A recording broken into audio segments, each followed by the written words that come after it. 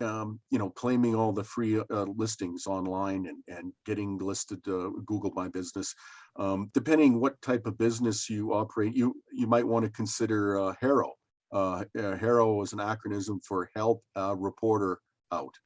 And you can sign up and choose the field or industry that you're an expert in, and that you can sign up for 1 or 2 notifications, or actually 3 notifications a day, and then you will be the media will be contacting you. They're looking for experts, such as yourself. It doesn't matter what business you're in.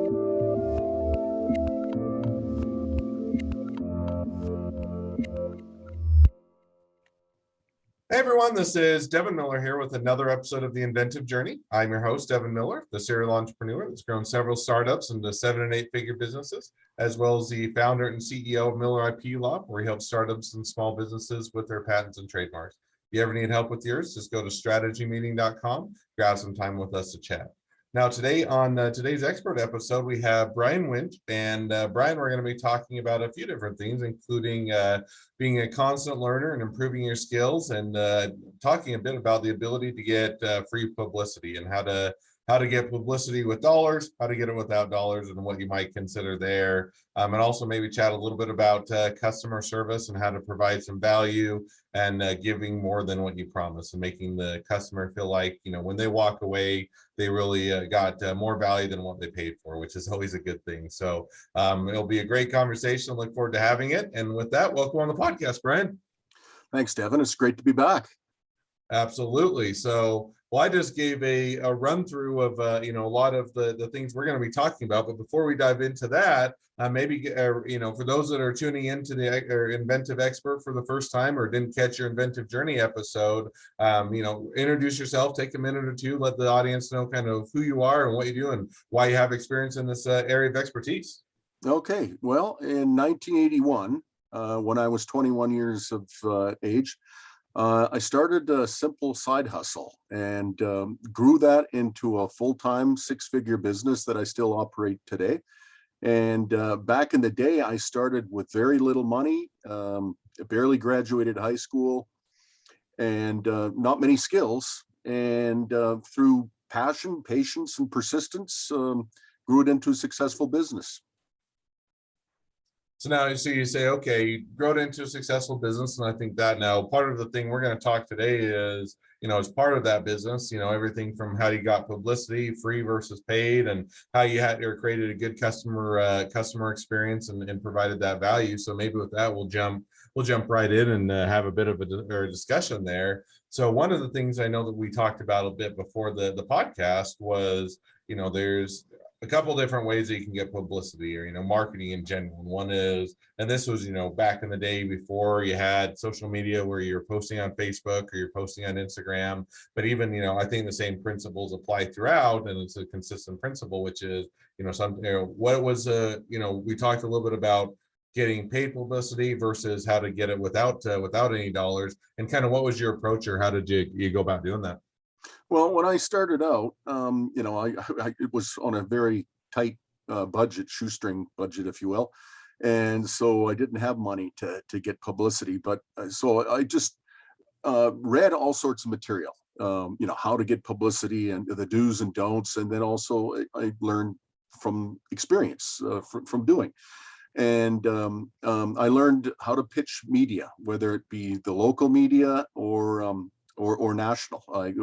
I was fairly successful in getting publicity. And what I learned, and a lot of people, whether they're in business or not, have to realize is you can't come across as salesy. I mean, the media is not going to advertise your business. So you have to find a hook or an angle that that the media, they're always looking for stories to share that are entertaining or educational. And so if you can find that hook of what that little thing is about your business that the public would like to know about, or you believe so, then pitch the the newspaper or the television stations or the magazines, etc. And it's easy. It's far easier these days to find out the contacts. You just go online. But back in the day when I started before the internet, you'd actually have to grab the actual physical publications, go to the newsstands, etc. And all that information is there. So you need to be patient. You're not going to be successful with every pitch you make, but if you're persistent, at some point it'll pay off. It's like it's a game of odds. You play the numbers, and it's really good.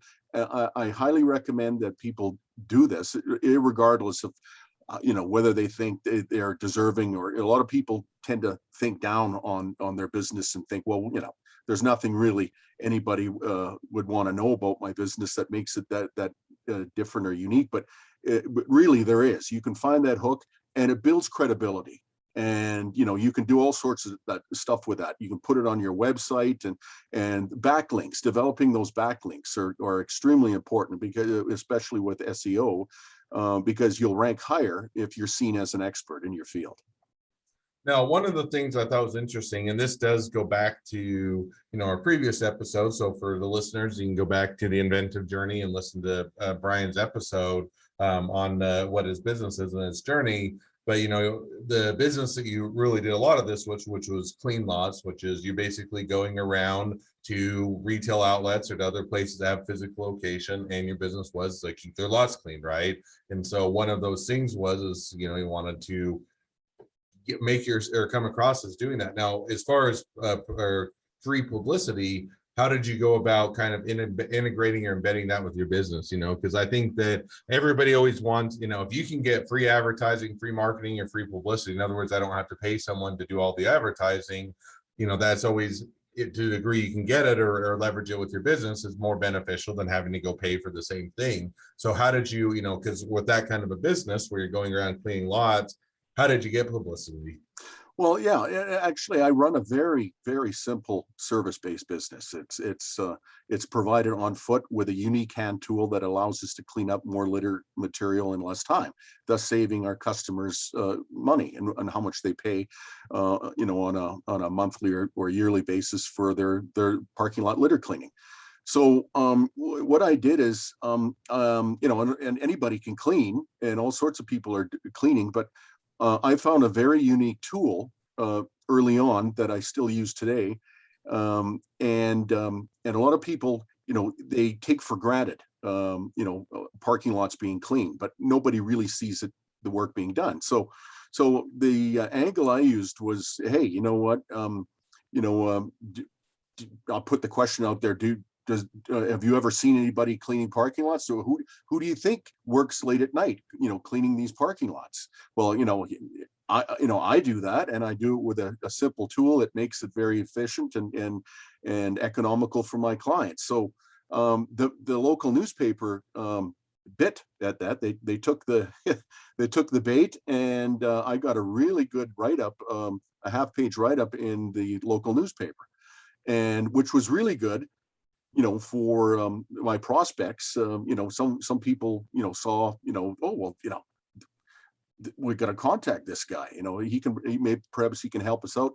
But more importantly, like I said before, it gave us credibility, and we put it on our we used it in promotional materials before the internet, and then when the internet came along, we just gradually started adding that to our pages. And people want to check you out. They want to see, okay, is this some guy who's a fly-by-night operation, or has he got a history? Has he got some experience behind him? No, I think that definitely makes it. No, one question I didn't catch, and if you hit on it, when as far as finding those initial kind of publicity through the newspapers, and I think it's the same thing even today, even maybe more so. News outlets are looking for interesting article or interesting material. They're always looking for a great story, and and those type of things. And so I think oftentimes that gets overlooked because you hear the other avenues of marketing. But I think that's still a great way. Back when you had that, did you reach out to them? Did you think, hey, this is a great avenue, or was it more organic and they heard about you and reached out to you? Maybe I missed that, but how did that initial kind of connection be made? Yeah, fair enough. I just contacted the largest daily newspaper at the time, and contacted the business editor, and then he passed me on to one of his staff writers, and we set up an appointment and met, and he did an interview, and we met on site. He took some pictures of me actually doing, posing with the tool, doing the cleaning, and that's how it went. That's how it went. More recently, I pitched the largest TV news station. I guess just at the outset of the pandemic, when we noticed people started tossing their used PPE, like the masks, the wipes, the gloves, in parking lots. And I didn't recall seeing or reading anywhere that our competition was taking advantage of this. So, I went online and found the news tip line, and pitched the idea of the story that, hey, we're seeing all sorts of this material on the parking lots, and we provide this cleanup service. And would you be interested to learn more? And like within a half an hour after pitching that on their news tip line, I was contacted by a reporter who was assigned the story, and we met out the very next day, early in the morning at 5 a.m. and he did a video and an interview, and I was on the dinner time news, and the following day at the lunchtime news, and then even on their website. And that the story just it blew up, it went nationwide, and I got several other requests for interviews from media across the country. No, I think that's a great, one of the things I think is interesting is just, hey, I'm going to reach out to them. I'm going to try and put a bit of a unique spin, or, kind of an interesting application to the story. And then you're able to get picked up, which sounds simple. And yet very often people kind of overlook that or don't really think about it. And I think it's a great way to get, that publicity in order to get the name out there and to continue to get business there. So, well, now shifting gears just a little bit, and I think it goes right along there. And one of the other things we talked about was how to provide a high level of customer service, and to give more than you promise, and make customers feel like they're getting more value than what they're paying for. And so what are kind of the tips or the thoughts along those lines? In other words, how did you go about providing great customer service and making them feel like, hey, I'm getting a great deal, and I'm really paying, should be paying more for this, but I'm not going to, because I want to save money. But those type of things. How did you go about setting up those relationships? Well, again, there's all sorts of cleaning businesses, and basically anyone can clean. But the secret to success or staying in business for any number of years is to give your customers more than what they're paying for, in terms of service, and not just service, but also providing that value, and giving them more, that where they feel that, oh, well, you know what, in addition to the cleaning service, he's also offering us this as well. So as an example, when we're out cleaning the parking lots, and we come across maybe an object someone has dumped illegally in front of a waste dumpster in the back. If it's small enough, well, we'll first of all, we'll take a picture of it, which we'll forward to our client and inform them that somebody drove by late at night and tossed off a mattress or some tires or whatever. If it's large enough, we'll just let them know, well, obviously you're going to have to get somebody to haul it away, but we're letting you know about this, because we're acting as an extra set of eyes, and they really appreciate that extra value that we provide for them. But if it's a small enough item, we can just toss those items into the waste dumpster and say, look, this is what we saw, this is what we did, no extra charge. And if they perceive that they're getting the extra value from you, they're more likely to want to continue doing a business with you, and in fact do more business with you, as opposed to maybe somebody else they're using, where they don't get this similar type of customer service or value. No, and I think, one of the things I thought I liked in there was, one, you're doing it, but two, not in a bad way, not in a self-promotional way, but you're just saying, hey, here's something we wanted to let you know that happened, that went on, and we, here's what we did to take the steps to remedy it. And rather than it comes across saying, hey, we're trying to, almost self-promote, it's more of, hey, we just want to make sure you're in the loop that this is going on in case you want to do anything to remedy it. And oh, by the way, we're also fixing the problem, even though it's not our responsibility. And one of the things I, the sayings I, heard recently that I, quite liked was, people don't really care whose fault it is. People don't care whose fault it is if you're the one that's in charge of fixing it. In other words, it's, the person that whoever did or created the problem they really don't care who created the problem. If you're the one that's they perceive to be the one that should be in charge of fixing it, then that's who they look to. And it sounds like, even going above and beyond that creates that good impression. So other ways of, or any other thoughts as to ways that you can help to, because I think there are two things that caught there. One is you're actually going above and beyond, but two, if you're going above and beyond and the client's never aware of it or they never perceive it, while it's great that you're doing a good job and maybe eventually down the road, it is that balance. So other ways that you kind of highlighted or otherwise that you created a good culture of going above and beyond with your customer service. Well, it's staying in touch with them. I mean, you don't want to be a nuisance where you're reaching out to them, because our customers are very busy people. So unless there's something they need to know, they're not necessarily going to appreciate somebody reaching out all the time for small talk. So it's basically just wanting to make sure they're happy with your service. If you would appreciate any feedback, whether it's good or bad. And there's enough opportunities throughout the week or month to have that opportunity to stay in touch with your clients without trying to create something which they can quickly see. Okay, we don't need to hear this. Let us know when there's something we need to know. No, and I think that's a good point. I mean, in the one sense, you don't want to under communicate, right? In other words, if they never hear from you, if you're too far out of sight, out of mind, they forget about you, and then they wonder what they're paying you for or why they're paying you for it. So you don't want to have them so that they never think about you. On the other hand, if you're consistently over communicating or providing too much information or detail, they're going to say, hey, I've got other things I need to worry about. If things are getting taken care of, that's great, and that's all I worry about. And we even found that different application, but with the law firm is we try and provide clients with updates. What's going on? What are we doing with their patent or their trademark or their other legal matters? And it is that balance. And sometimes we had to find that balance because sometimes they say, hey, I've got all these emails. Do I need to do anything with them? And on the other hand, if we didn't provide any updates or we just did the work and, until it was done, then they're saying, hey, I need to know what's going on. I paid you guys money, which every right to have that question. And so that was a balance. And even this thing that we found that was as simple as, doing that was in the tagline of the email. We just said no response required or response required, and let them know, hey, we're just providing you an update, or we actually need to hear something back from you, or we need some feedback or some direction. And I think even those things, when you're looking at customer communication, letting them know what's going on and how to deal with it, it can have a big impact. Even just those little things like taking the picture or talking with the customer, but not over communicating or overwhelming them. Yeah, and also, how do you appreciate your customers? I mean, do you take the time at least once a year to send them a small token of appreciation, like, whether it be Thanksgiving or at Christmas time? Do you send them a Christmas card? Or, if you've got a client that's responsible for thousands and thousands of dollars of your revenue, a box of chocolates or something like that, just pop by the office and drop it off. And nowadays, it's possible to do business with people without really ever meeting them or seeing them. Everything is done, either texting or email.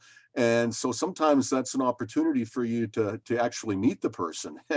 And so, then you actually place a face to the name. And, they really appreciate that. And, it's just, like I say, it's just something to always stay in their mind and let them know that, you're in business to serve their needs. No, and I think that's absolutely right. Kind of now, one other thing going along with that we talked about, and maybe this kind of to wrap things up a bit, is the other thing we talked about, and I think it transitions well, is going after the low-hanging fruit within a business. In other words, a lot of times, the high hanging or the fruit at the top of the tree always looks the prettiest and always looks the nicest, and you're saying that's where I want to go for because it will have the most perceived value or the most acclaimed type of a thing, and it makes you feel like you've got beat the market type of a thing. But oftentimes it's that low-hanging fruit that can have a lot of impact on the business. So as you're kind of going about doing that, any thoughts on how you kind of identify that low-hanging fruit or how you go about getting or going after it? Yeah, well, that's a great question, because a lot of people, like you say, they're starting a business, and what comes to mind right away is a website, and they tend to forget the free stuff. For example, it's amazing how many businesses have been in business for a while and they've got a website, but they haven't claimed their Google My Business listing, for example. And all the search engines, Google's the biggest, obviously, so I mentioned Google My Business, but the other ones, they have a very similar product, and it acts like a mini website. It doesn't cost you anything, and you can create posts, put images, videos on it, and everything. But before you spend money on a website when you're starting a business, get the Google My Business listing, get listed in all the online directories in your city, or even nationally, and that helps your prospects find you when they're doing a search. I mean, if they're looking for your service or a product, they're able to find you because you're on these directories, or on listed with the search engines. And it's amazing to me how many people skip that. They miss out on that, and they go directly to the website. And they're both important, but I'm a big advocate, especially for my type of business, and I'm showing other people across the country how to start. A lot of these people have never been in business before, and they're starting to say, just as I did, on a shoestring budget. And I always remind them, like, let's do this first before, and then you can always reinvest the profits into a website later as your business grows. No, and I think that's absolutely right. I mean, in the sense that, and for those of you that may or may not be familiar, Google My Business is basically the back end where you set up an account that when you go search on Google and you're looking for a business, a lot of times you'll see the business pop up either in the map locations or on the side, and it provides you more details of a given business. And it's pretty simple. It doesn't take really any expertise to set up. You provide the working hours that you're going to be open and close. You're going to provide a contact information, a bit about your business. And it's a great way to get things started. Now, I'm not saying that you can also go up, set up a website, and that may be the next step. But to your point, kind of that low hanging fruit of a lot of times you jump and say, hey, I have to jump 3 or 4 steps down the line, because this is what everybody tells me. And yet you're missing those earlier opportunities where go set up the Google My Business page as an example, take 30 minutes to do that. And you're having that in there and already can start cultivating business before you go for that higher hanging fruit. So I think that is absolutely a great takeaway. Right. And you're able to get reviews as well. I mean, you can ask your clients, if they're happy with your service, to give you a good review. And nowadays, especially a lot of younger people, every business is a bit different, but some people, before they go to a restaurant, for example, before they even go, if they've never been there before, they'll do a search, and they'll look what kind of reviews, how is it rated on Yelp, or or some of the other ones. And then they make the decision based on what kind of reviews that business or restaurant gets before they bother going. No, I think that's absolutely right. And I think the overarching thing, a lot of it, I think there's that constant theme throughout what we've discussed is, one is, if you're going to go out and look for ways to get free publicity, there's a lot of avenues that people don't chase down. Other low-hanging fruits, such as Google My Business, a lot of times even going on to social media and seeing what people are asking for. Are people asking for your services? Are they asking for recommendations? And just responding to those people. Again, and so is that low-hanging fruit. And then following up with doing a great job over delivering and providing more value than what they perceive that they're paying for is going to do a lot for your business. And all of that is free. You haven't even had to pay anything yet to get that all up and going. And yet that can have a bigger impact. A lot of times that higher hanging fruit. So I think that is absolutely great takeaways.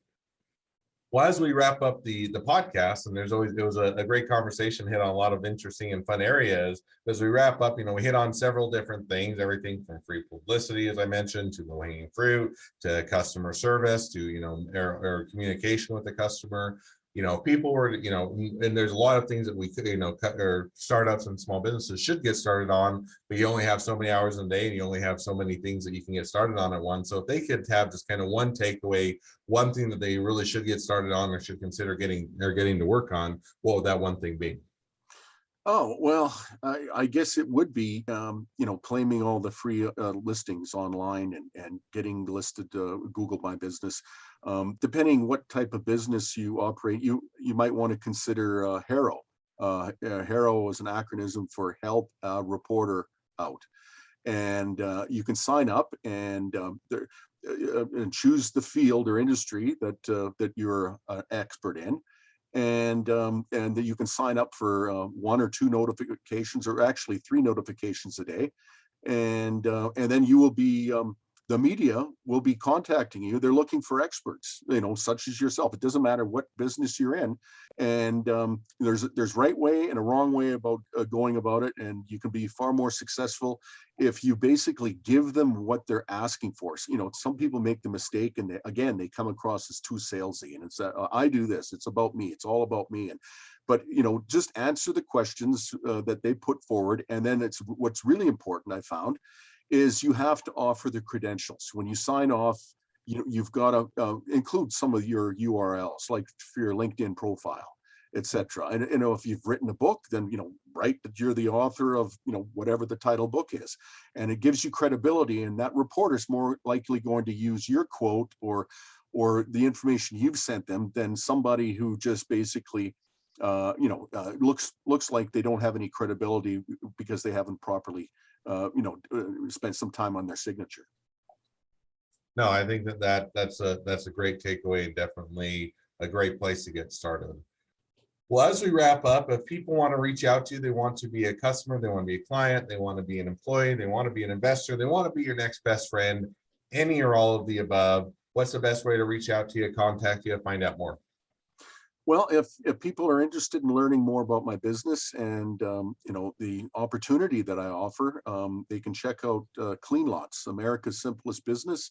It's on my website at cleanlots.com. Awesome. Well, I definitely encourage people to check out cleanlots.com. First of all, I think it's an awesome business, very interesting, and it sounds like a lot of great advice as to how to get a business up and going. So with that, thank you again, Brian, for coming on the podcast. It's been it's been a pleasure. Now, for all of you that are listeners, if you have your own expertise to share, your own journey to share, we'd love to have you reach out to the podcast and let us know. And we'd love to share that with all the entrepreneurship and startup community. Also, as a listener, make sure to click subscribe, share, leave us a review, because we want to make sure that everybody finds out about all of our awesome episodes. And last but not least, if you ever have any need with patents, trademarks, or anything else with your business, just go to strategymeeting.com, grab some time with us to chat. We're always here to help. Thank you again, Brian, and wish the next leg of your journey even better than the last. Thanks, Evan.